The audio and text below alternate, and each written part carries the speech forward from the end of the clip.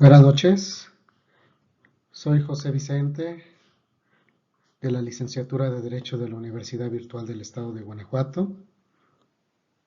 El presente trabajo corresponde al reto número 2 del módulo titulado La Jurisprudencia, bajo la asesoría de la maestra Sofía Pérez Fuentes Sacramento. La fecha de elaboración es de fecha 5 de octubre del 2025. A continuación, daremos respuesta puntual y argumentada a los planteamientos jurídicos que conforman este reto, conforme a los estudios del caso proporcionados y con fundamento en la normatividad vigente. Comenzamos. Vamos a comenzar a responder el presente cuestionario. Pregunta número 1. Respecto al caso número 1, señala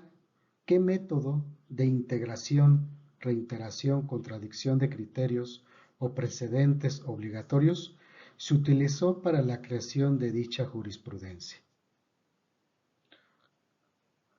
A continuación se cita el contenido íntegro de la jurisprudencia, que se sustenta en el análisis de la Suprema Corte de Justicia de la Nación, con el registro digital, como lo podrán observar, 16-1080, de la instancia primera, Sala Novena Época. Es una tesis tipo común de fuente del Semanario Judicial de la Federación y su Gaceta, tomo 34. Septiembre del 2011, ubicada en la página 489, tesis 1A, CLX, diagonal 2011, tipo jurisprudencia.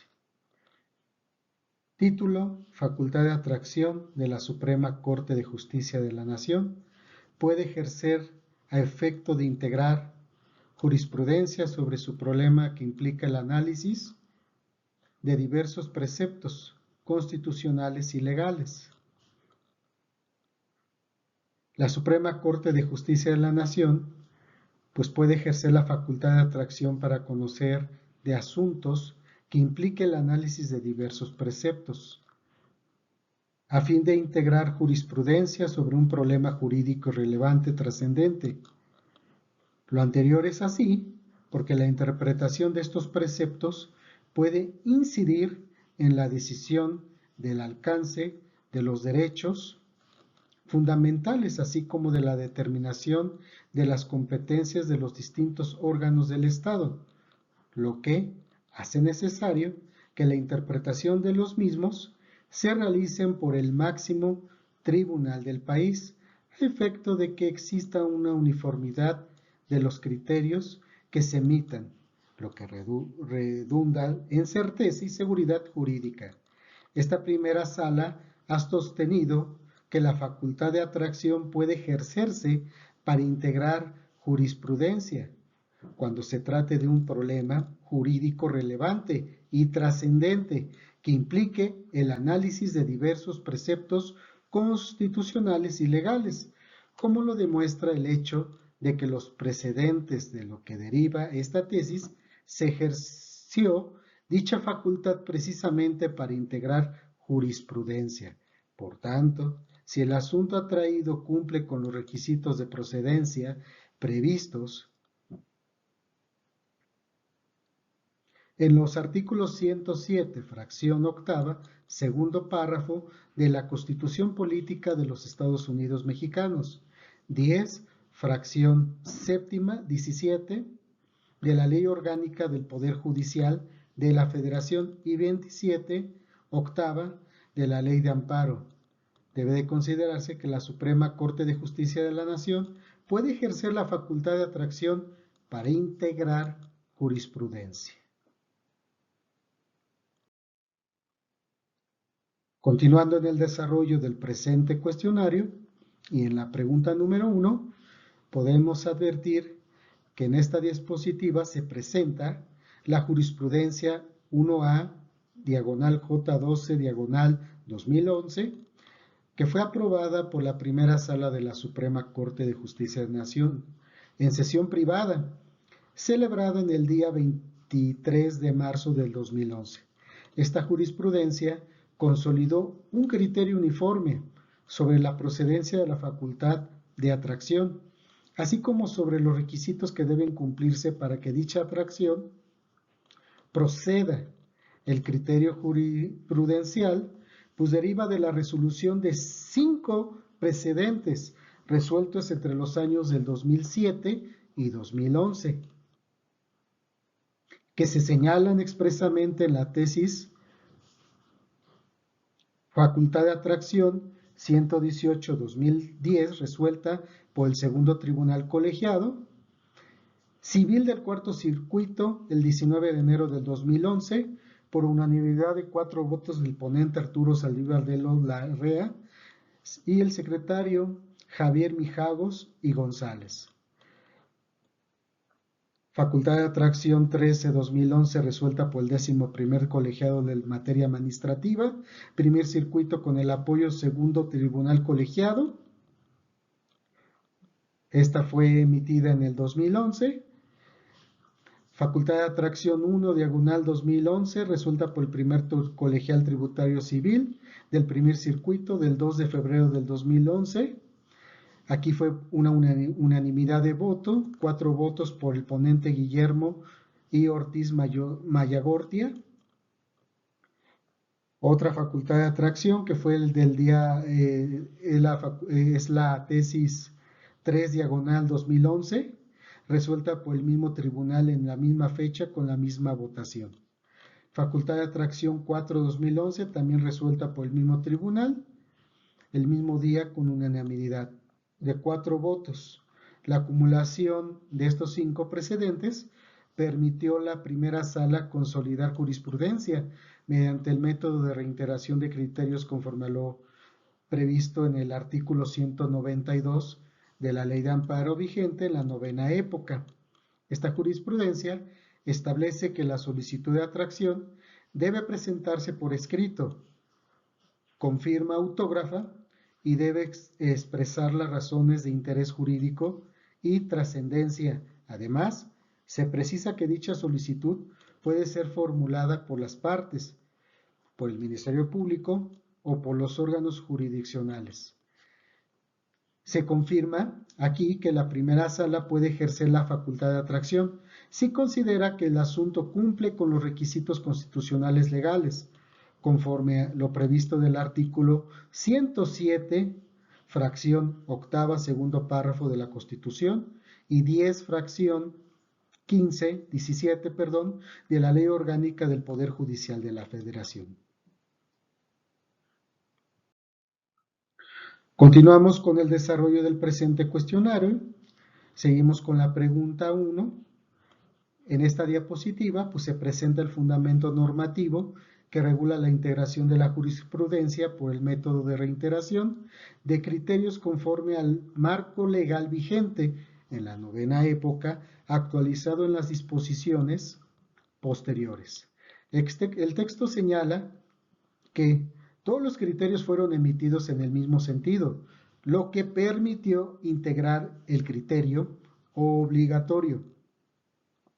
El propósito de la tesis señala expresamente los requisitos de importancia y de trascendencia se satisfacen cuando se solicita integrar la jurisprudencia por reiteración, lo que confirma el motivo ejemplo conforme al artículo ya citado del 192 de la Ley de Amparo vigente en la novena época. La jurisprudencia de la Suprema Corte de la Justicia de la Nación se integraba por reiteración de criterios, contándose para ello los precedentes obligados del Pleno. En este sentido, el propio Tribunal del Pleno precisó en sesión celebrada en el año de 1995 que el criterio obligatorio era aquel que se había sustentado en 5 ocasiones por el Pleno en asuntos diversos sin que hubiera interrupción entre ellos ni contradicción con los criterios. Así, el criterio obligatorio se integraba por 5 tesis en el mismo sentido, sustentada en los asuntos diversos sin interrupción entre ellas, ni contradicción con otras tesis. En este sentido, la jurisprudencia 1A, J, 102, diagonal 2011, aplicó el mecanismo de creación jurisprudencia por reiteración en los términos de lo establecido por la ley. Actualmente la integración de la tesis de la jurisprudencia por reiteración se encuentra regulada en el Acuerdo General número 13, diagonal 2013 del Pleno de la Suprema Corte de Justicia de la Nación, relativo en la elaboración, sistematización, publicación y difusión de tesis y jurisprudencia. En dicho acuerdo, se establece que las jurisprudencias por reiteración se integra por 5 tesis. En este mismo sentido, sustentadas en los asuntos diversos, sin interrupción entre ellas, ni contradicción con otras tesis. Asimismo, se establece que la jurisprudencia por reiteración puede integrarse por criterios sostenidos por el Pleno, por las salas, por los tribunales colegiados y de circuitos por el Tribunal Electoral del Poder Judicial de la Federación. En conclusión, esta diapositiva confirma que la jurisprudencia por reiteración se integra conforme los parámetros normativos precisos y que su carácter obligatorio deriva de la consistencia y continuidad y ausencia de contradicción entre los criterios emitidos. Continuando con la conclusión, podemos advertir que en esta diapositiva se aborda el procedimiento para lograr una declaratoria general de inconstitucional derivada de la jurisprudencia por reiteración. Los autores explican que este procedimiento exige que la jurisprudencia haya sido emitida por la Suprema Corte de la Justicia de la Nación y por los tribunales colegiados y que se notifique la autoridad legislativa correspondiente. Una vez realizada la notificación, se establece el plazo de 90 días naturales para que la ley de cuestión sea reformada o derogada. Si transcurre dicho plazo sin que realice una modificación alguna, la norma se considerará desvirtuada del ordenamiento jurídico, generando efectos inmediatos y absolutos, salvo en materia tributaria, donde puede existir excepciones específicas. Esta desvinculación pues implica que la norma deja de tener validez jurídica y no puede seguir aplicándose por ningún órgano del Estado. Además, se señala que la declaratoria debe de ser aprobada por al menos 8 ministros en una sesión pública, lo que garantiza su legitimidad constitucional. Este mecanismo resulta eficaz en diversos casos, cobra especial relevancia cuando se vinculan los compromisos internacionales asumidos por el Estado mexicano. Dichos compromisos refuerzan la protección de derechos humanos y el cumplimiento de la Constitución en armonía con los sistemas de control constitucional vigente de todos los países. La Declaratoria General de Inconstitucional es una herramienta poderosa del sistema jurídico mexicano que permite depurar el orden normativo y garantizar la supremacía constitucional.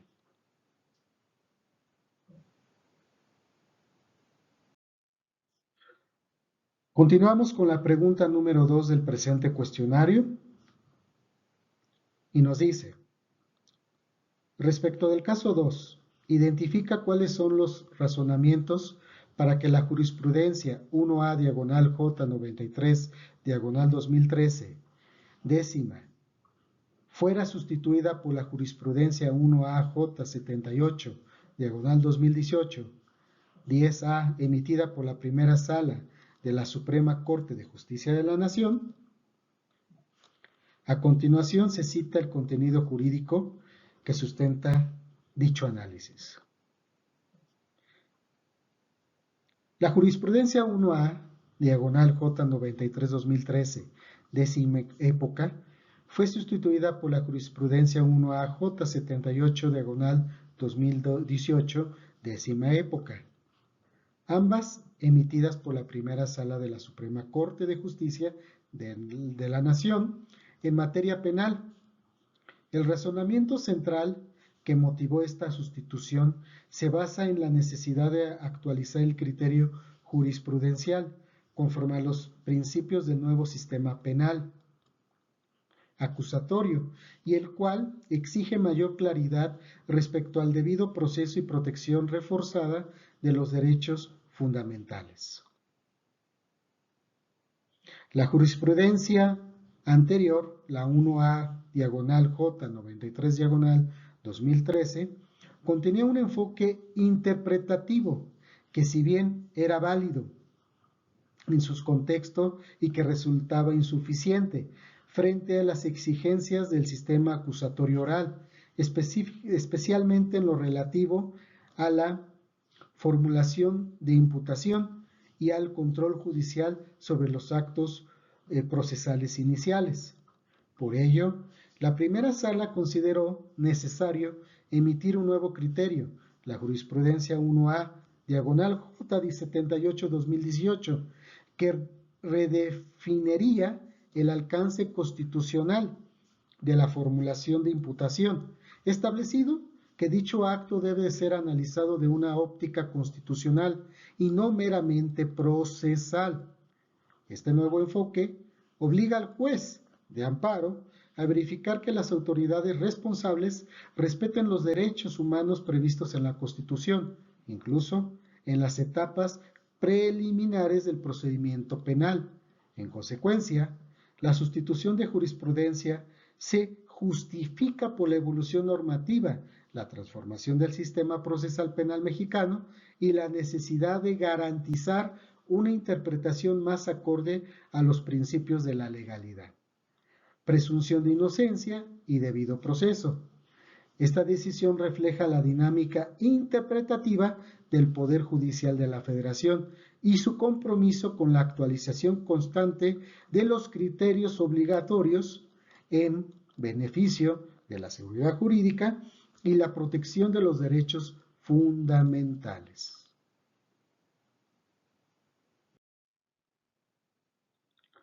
A continuación, en esta dispositiva,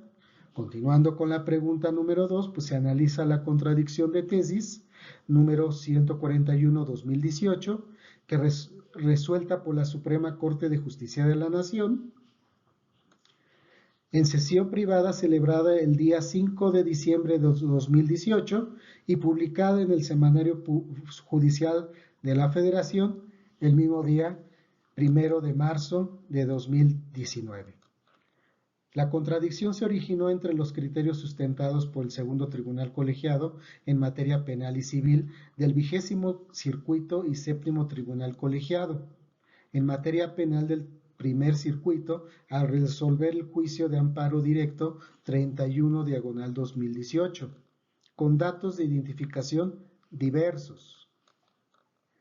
El criterio del Segundo Tribunal Colegiado sostenía que el juicio de amparo directo promovido contra la resolución que desecha una querella era improcedente al tratarse de un acto judicial que no afecta a la libertad personal del quejoso,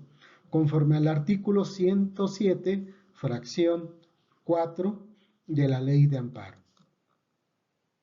En contraste, el Séptimo Tribunal Colegiado consideraba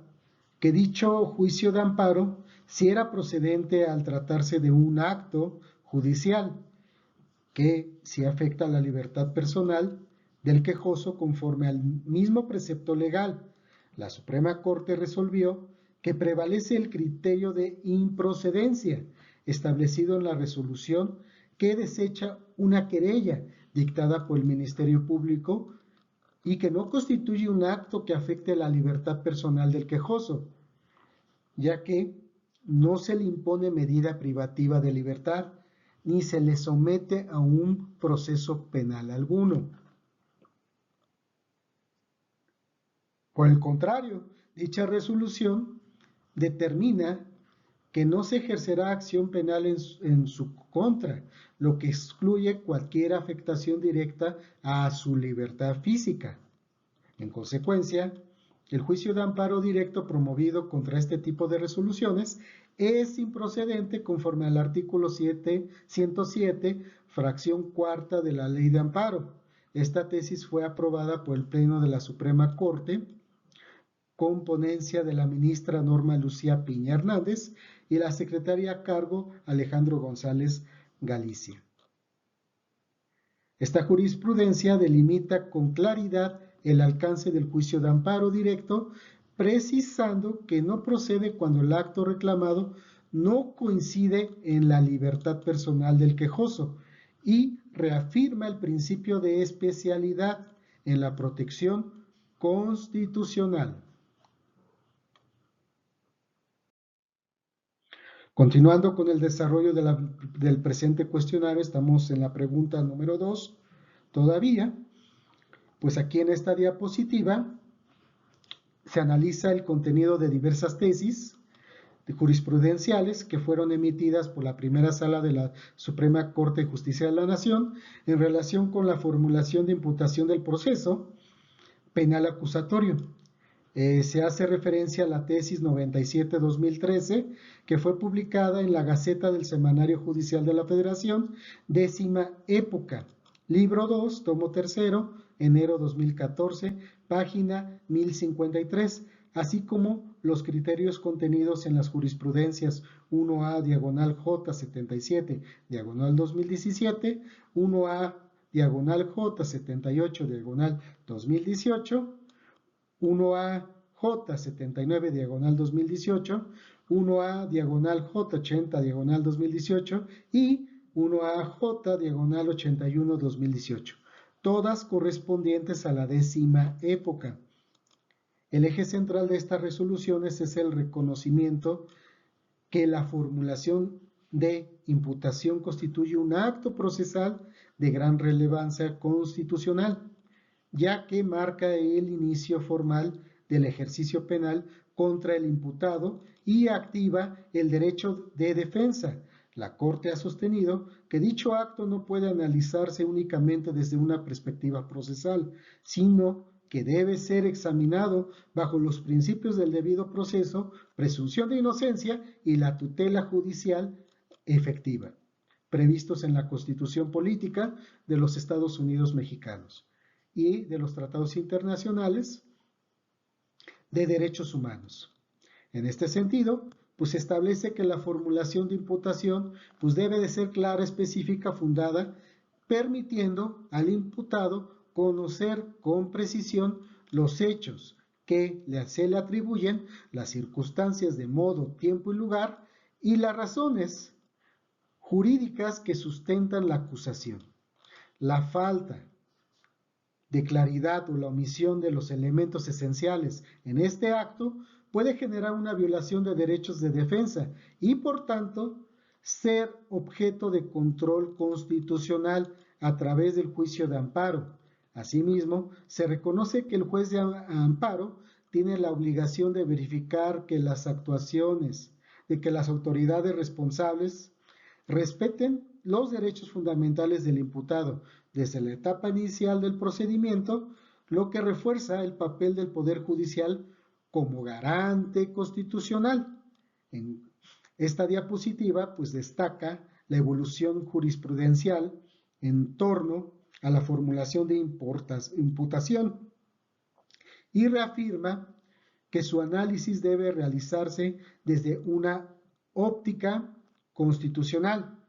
asegurando que el imputado reciba un trato conforme a los principios de legalidad, certeza, defensa adecuada.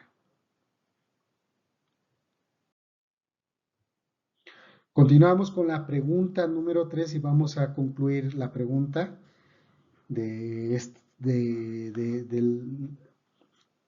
la pregunta número 2. En esta diapositiva se analiza la interpretación del artículo 141 del Código Nacional de Procedimientos Penales en relación con la formulación de actos de imputación y su impacto en el ejercicio del derecho de la defensa. Se examina un caso resuelto por la primera sala de la Suprema Corte de Justicia de la Nación, en el cual se consideró la posibilidad de admitir pruebas indirectas en la etapa inicial del procedimiento penal. Sin embargo, la sala concluyó que dicha interpretación no era jurídicamente válida, ya que carecía de justificación normativa y podía generar una afectación indebida a los derechos del imputado. En particular, se determinó que la formulación de imputación debe cumplir con los requisitos de claridad, precisión, legalidad, permitiendo al imputado conocer con exactitud los derechos, los hechos que le atribuyen, las circunstancias relevantes y las razones jurídicas que sustentan la acusación. La Corte enfatizó que el acto de imputación no puede ser ambiguo ni genérico, pues ello vulneraría el derecho de la defensa, el principio de presunción de inocencia y el debido proceso legal, todos ellos reconocidos en la Constitución Política de los Estados Unidos Mexicanos y por los tratados internacionales en materia de derechos humanos. Asimismo, se reafirma que el juez de amparo tiene la facultad de ejercer control constitucional sobre los actos procesales que afecten el derecho fundamentales incluso en las etapas preliminares del proceso penal. En conclusión, esta diapositiva y esta pregunta pues destaca que la interpretación del artículo 141 del Código Nacional de Procedimientos Penales debe realizarse desde una óptica constitucional, garantizando que el imputado reciba un trato conforme a los principios de legalidad, certeza y defensa adecuada y que cualquier desviación de la formulación del imputado puede ser objeto de revisión judicial. Continuamos con el desarrollo del presente cuestionario. Vamos a la pregunta número 3, que solicita identificar qué épocas del Semanario Judicial de la Federación fueron publicadas en las jurisprudencias correspondientes a los casos 1, 2 y 3. La respuesta se fundamenta en la clasificación oficial de las épocas del Semanario Judicial conforme a las reformas constitucionales y legales que han marcado la evolución del sistema jurisprudencial mexicano. Para el caso número 1, la jurisprudencia fue publicada en la nueva época, comprendida del 4 de febrero de 1995 al 3 de octubre del 2011. Esta época se caracteriza por la vigencia del sistema tradicional de integración jurisprudencial, por reiteración de criterios conforme al artículo 192 de la Ley de Amparo. Para el caso 2, la jurisprudencia fue publicada en la 10ª época, comprendida del 4 de octubre del 2011 al 30 de abril del 2021. Esta etapa se distingue por la incorporación de nuevas formas de integración, como los precedentes obligatorios y las jurisprudencias derivadas de sentencias emitidas por el Pleno, conforme a las reformas constitucionales del año 2011. El caso número 3, al igual que el caso número 1, pues está la jurisprudencia que fue publicada en la 9ª época bajo el mismo marco normativo y temporal, es decir, del 4 de febrero de 1995 y del 3 de octubre al 2011. Finalmente, la identificación de las épocas permite ubicar con precisión el contenido normativo en que fueron emitidas las jurisprudencias, lo cual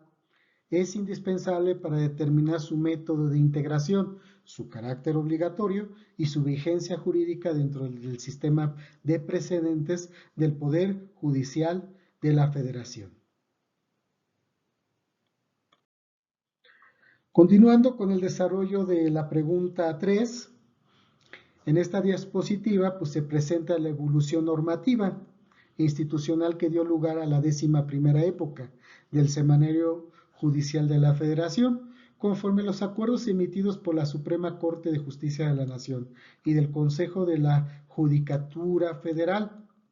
Se citan los acuerdos generales 9/2011 y 12/2011, mediante los cuales se estableció la inclusión de jurisprudencias y tesis relevantes del semanario judicial, fortaleciendo el acceso público a los criterios emitidos por los órganos jurisdiccionales.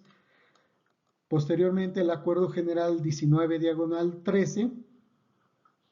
amplió el contenido del semanario para incluir los criterios relevantes de los tribunales colegiados y de circuitos de acuerdo al acuerdo general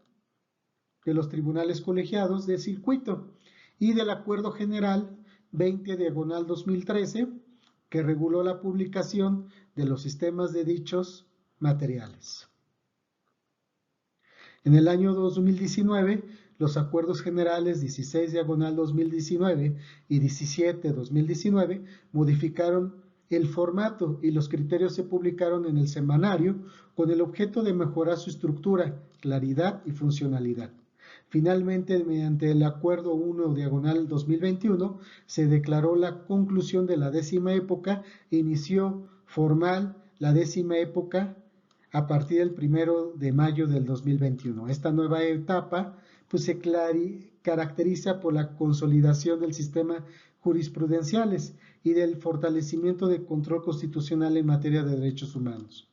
Finalmente, esta diapositiva, pues aquí podemos observar el objeto del proceso de transformación institucional del Poder Judicial de la Federación, orientando a garantizar mayor transparencia, accesibilidad y eficacia en la difusión de criterios jurisprudenciales en beneficio de la seguridad jurídica y del Estado constitucional del derecho.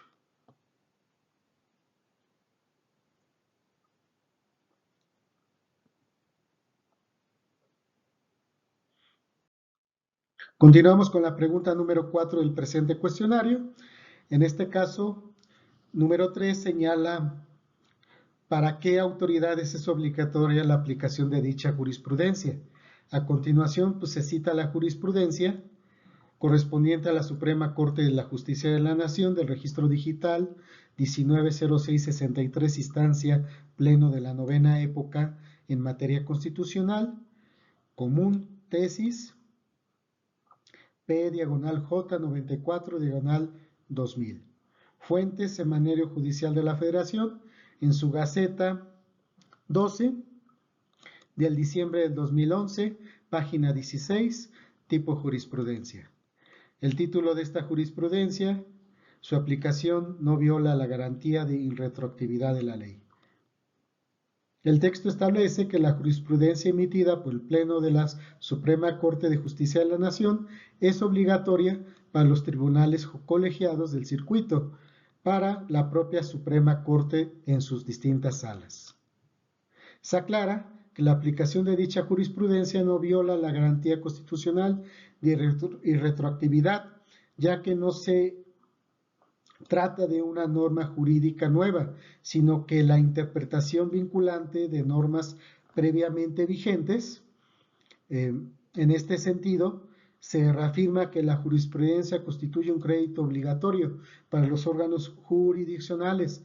del Poder Judicial de la Federación y su aplicación no puede ser considerada como retroactiva aun cuando inicia en situaciones jurídicamente anteriores. Además, pues se cita como precedentes pues las tesis P/J91/2000, P/J92/2000 y P/J93/2000, que refuerzan, el criterio sostenido por el Pleno en esta materia. La jurisprudencia del caso 3 es obligatoria para la Suprema Corte de la Justicia de la Nación, para los tribunales colegiados de circuito y conforme al sistema de precedentes vigentes de la 9ª época, y su aplicación se encuentra plenamente respaldada por el marco constitucional.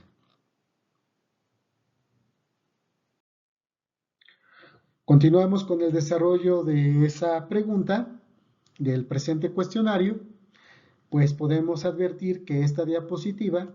pues se analiza la jurisprudencia PJ 145/2000 emitida por el Pleno de la Suprema Corte de Justicia de la Nación, la cual es de observancia obligatoria para todos los órganos jurisdiccionales del país, conforme a lo dispuesto en el artículo 94, párrafo 6 de la Constitución Política de los Estados Unidos Mexicanos, así como de los artículos 192 y 197 de la Ley de Amparo vigentes en la 9ª época.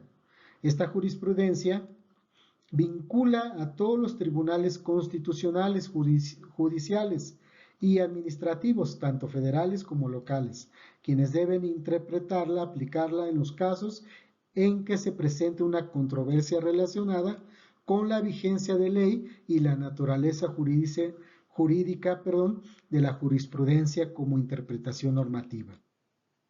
La tesis refleja el impacto de la reforma constitucional de la tesis 5, diagonal 97, incorpora al artículo 194 constitucional que valida la voluntad interpretativa del Pleno como fuente formal de derecho. Esta reforma representa uno de los avances significativos de la historia del derecho mexicano al establecer que la jurisprudencia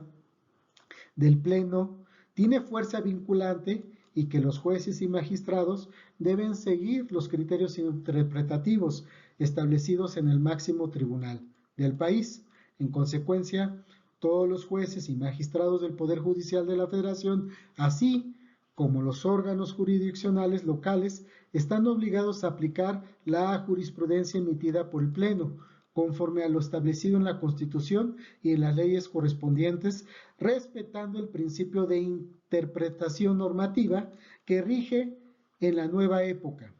En conclusión, esta diapositiva y esta pregunta reafirma el papel de jurisprudencia como fuente directa del derecho, instrumento de uniformidad, certeza, legalidad en la aplicación de las normas jurídicas.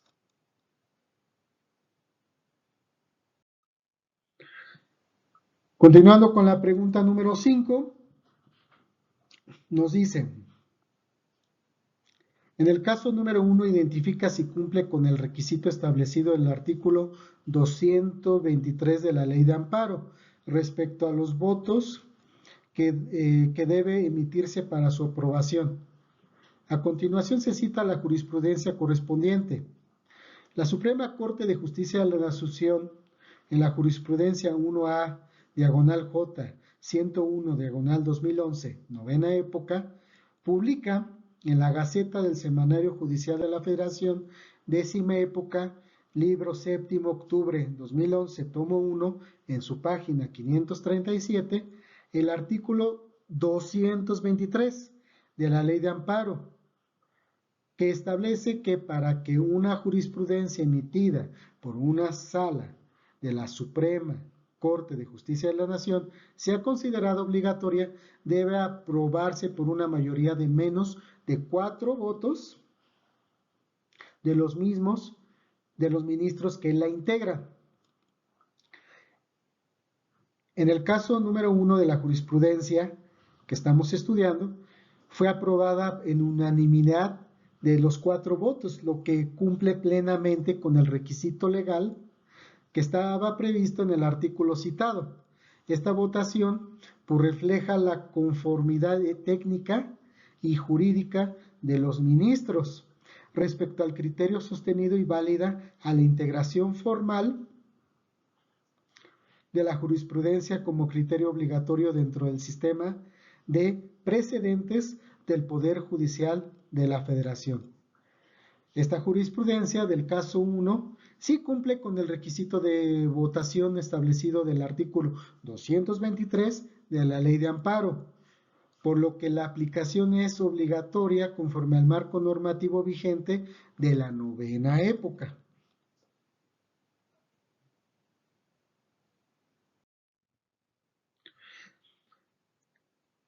Vamos a concluir con esta última diapositiva, pues que se presentan pues, las fuentes jurídicas y bibliografías que respaldan el análisis realizado, incluyendo pues, los criterios que fueron emitidos por el Poder Pleno de la Suprema Corte de Justicia de la Nación, por las salas y por los tribunales colegiados del circuito, conforme a lo publicado del Semanario Judicial de la Federación. Asimismo, se citan las obras especializadas y los documentos institucionales que abordan la acción de inconstitucional, la Declaratoria General de los Sistemas del Sistema de Jurisprudencia Obligatoria vigente en México, conforme a las reformas constitucionales y legales aplicables. Estas reglas o estas referencias pues permiten validar el contenido expuesto y garantizar que cada respuesta se encuentra jurídicamente sustentada conforme al marco normativo vigente y a los principios de interpretación constitucional. Agradezco pues la oportunidad de haber desarrollado este reto, con la cual me permito profundizar en el estudio de la jurisprudencia con fuentes formales del derecho en su aplicación, que es obligatoria por parte de los órganos jurisdiccionales del país. El análisis realizado confirma que la jurisprudencia no solo interpreta la ley, sino que contribuye a la estabilidad, legalidad y desarrollo del orden jurídico nacional, fortaleciendo el principio de legalidad y el respeto a los derechos fundamentales, con fundamento en los criterios emitidos por el máximo tribunal constitucional y en apego a la normativa vigente. Se ha dado respuesta puntual argumentada a cada uno de los planteamientos del presente módulo. Finalmente, pues este trabajo, pues el compromiso de esta Universidad Virtual del Estado de Guanajuato es dar y otorgar con excelencia jurídica la formación académica rigurosa, y no me permito pues más, recomendar esta agenda de amparo 2025, y dependiendo el caso que se pretenda analizar, pues se tenga debido cuidado que dependiendo el caso a estudiar y analizar, pues deberán de analizar pues, las fuentes que apliquen dependiendo al caso de estudio que en esta materia de derecho se aplique. De antemano, muchísimas gracias y bonita tarde, noche, dependiendo del lugar donde se encuentre. Gracias.